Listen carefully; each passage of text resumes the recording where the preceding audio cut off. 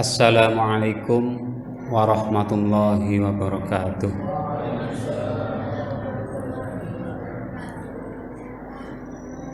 Alhamdulillah, nahmaduhu wa nasta'inuhu wa nastaghfiruh wa na'udzu billahi min syururi anfusina wa min sayyiati a'malina. May yahdihillahu fala mudilla lahu wa may yudlilhu fala hadiyalah. Asyhadu an la ilaha illallah wahdahu la syarika lah wa asyhadu anna Muhammadan abduhu wa rasuluh la nabiyya ba'dah. Allahumma shalli ala sayyidina Muhammad wa ala ali sayyidina Muhammad, amma ba'du. Hadirin jamaah salat Isya rahimakumullah. Pertama-tama marilah kita panjatkan puji syukur kepada Allah Subhanahu wa taala yang tidak bosan-bosannya sampai pada detik ini kita masih diberi kenikmatan yang banyak sekali, yang tidak usah disebut satu persatu nggih. Karena kalau disebut nikmat Allah itu kita tidak akan bisa untuk menghitungnya. Kemudian sholawat serta salam semoga tetap tercurahkan kepada junjungan Nabi Agung Muhammad SAW. Semoga dengan sholawat tersebut kita termasuk umatnya yang akan mendapatkan syafaatnya nanti di yaumil qiyamah. Allahumma amin. Jamaah sholat Isya rahimakumullah, perkenankan langsung saja saya bacakan kitab Arba'in Nawawi, hadis tentang iman, Islam dan ihsan. Bismillahirrahmanirrahim.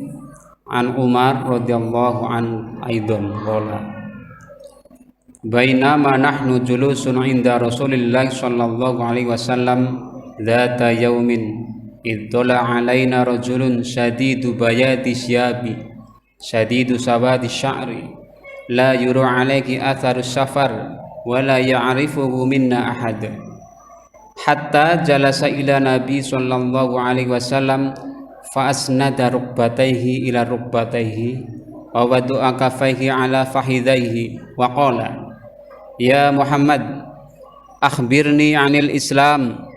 Faqala Rasulullah sallallahu alaihi wasallam al-Islam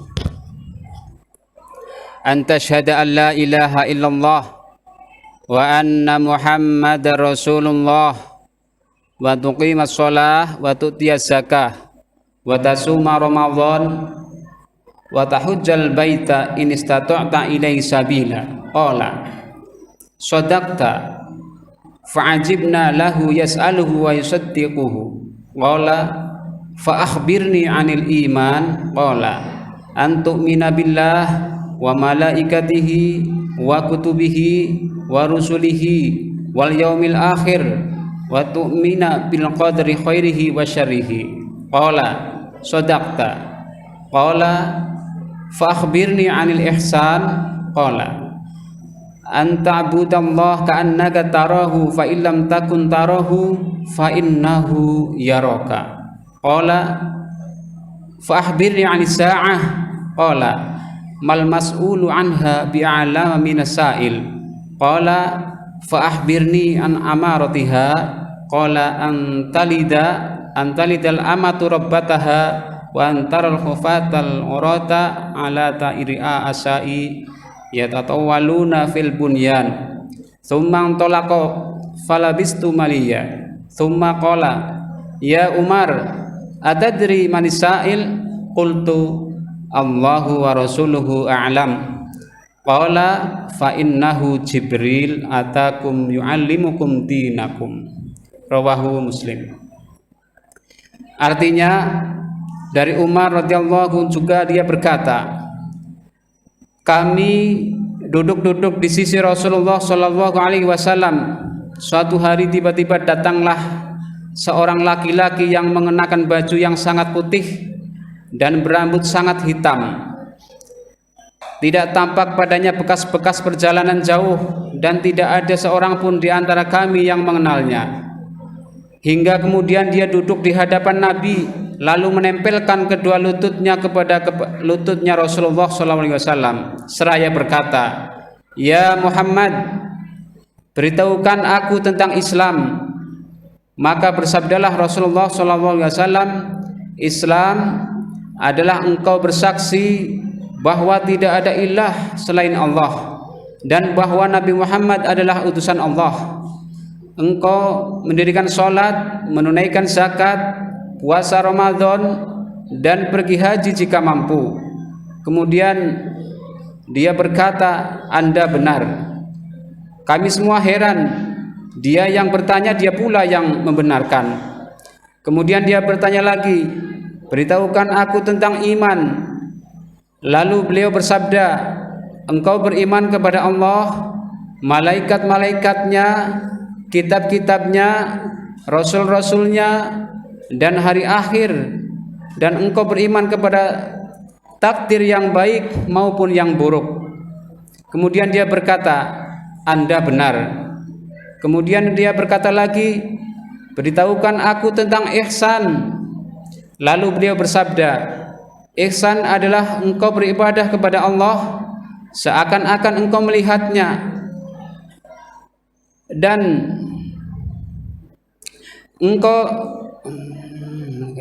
jika engkau tidak melihatnya, maka dia melihat engkau."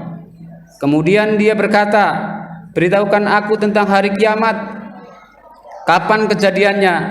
Beliau bersabda, "Yang ditanya tidak lebih tahu dari yang ditanya." Dia berkata, "Beritahukan aku tentang tanda-tandanya." Beliau bersabda, "Jika seorang hamba melahirkan tuannya, dan jika engkau melihat seorang bertelanjang, mengumbar aurat maksudnya ini, kemudian berlomba-lomba meninggikan bangunannya, kemudian orang itu berlalu dan aku berdiam sebentar." Kemudian beliau Rasulullah bertanya, "Tahukah engkau siapa yang bertanya?" Aku berkata, "Allah dan Rasulnya lebih mengetahui." Beliau bersabda, "Dia adalah Jibril yang datang kepada kalian bermaksud mengajarkan agama Islam." Riwayat Muslim. Hadis ini merupakan hadis yang sangat dalam maknanya karena di dalamnya terdapat pokok-pokok ajaran Islam, yaitu iman. Iman itu kalau menurut bahasa artinya percaya, meyakini. Kalau menurut istilahnya diucapkan dengan lisan, dibenarkan dengan hati, diamalkan dengan perbuatan.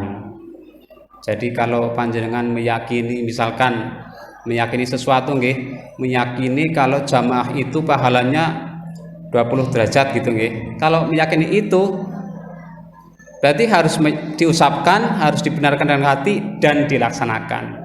Kalau sekedar yakin sekedar ngomong saja, diucapkan dengan lisan, "Saya yakin," tapi kok tidak dibenarkan dalam hati dan tidak dilakukan, maka belum termasuk iman.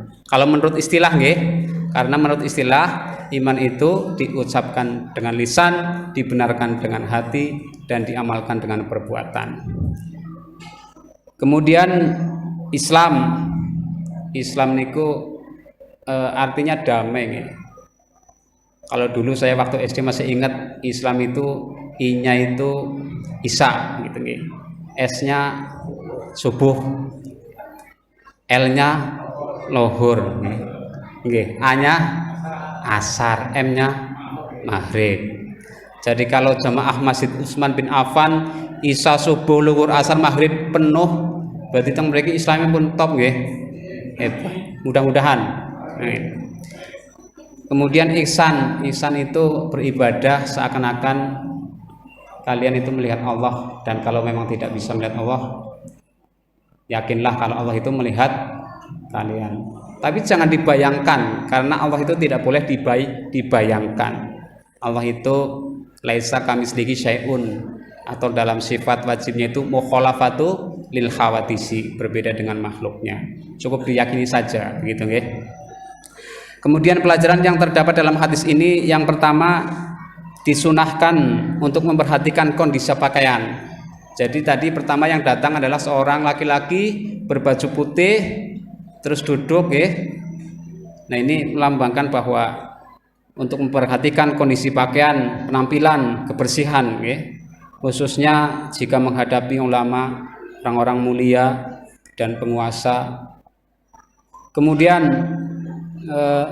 pelajaran yang selanjutnya, siapa yang menghadiri majelis ilmu dan menangkap bahwa orang-orang yang hadir butuh untuk mengetahui suatu masalah dan tidak ada seorang pun yang bertanya, maka wajib baginya bertanya tentang hal tersebut meskipun dia mengetahui, agar peserta yang hadir dapat mengambil manfaatnya. Maksudnya seperti ini. Jadi kalau dalam satu majelis taklim itu kok diem saja, nggak ada yang tanya, antum nggih? Itu ya, kalau ada yang tidak tanya, usahakan ada yang tanya satu, walaupun sebenarnya orang itu sudah tahu, untuk memberikan pelajaran bagi yang belum tahu, karena mau tanya mungkin barangkali malu gitu nggih. Maka harus ada salah satu yang tanya.